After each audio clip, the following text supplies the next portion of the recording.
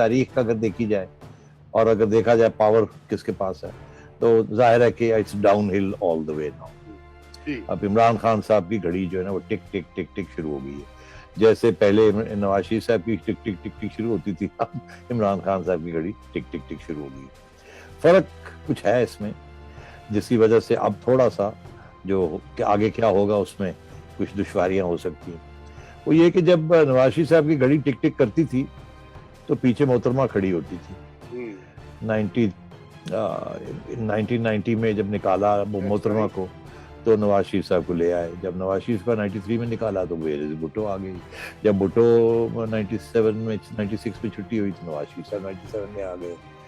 تو ایسے ہی ہے نا, ایسا ہی ہے بالکل. اچھا تو اب پرابلم یہ ہو گیا تو اس وقت تو ایک آپشن پیچھے ہوتی تھی, 2 پارٹی سسٹم تھا, ایک آپشن ہوتی تھی وہ جو جس کو پہلے نکالتے تھے اس کے ساتھ پھر کسن میک اپ ہو جاتا تھا اور وہ ان کو واپس لے آتے تھے. اب سچویشن یہ ہے کہ وہ کسن میک اپ والی پوزیشن نہیں رہی کیونکہ اس کے لیے 2 کنڈیشن ضروری تھی.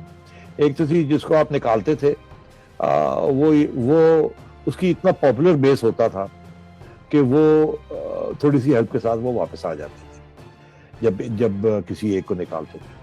جب بی بی کو نکالا تو نواز شریف صاحب کا بیس بنا ہوا تھا پنجاب کے اندر, تو انہوں نے پھر پنجاب میں ان کو تھوڑی سی ہیلپ کی تو وہ جیت گئے. اور عوام نے یہ دیکھا کہ یار بی بی نو کڈیا ہوں تو انہوں نے تو لینا نہیں ہے, تو نواز ہی لینا ہے, تو عوام نے بھی دیکھا اپنا ووٹ نہیں ضائع کرنا.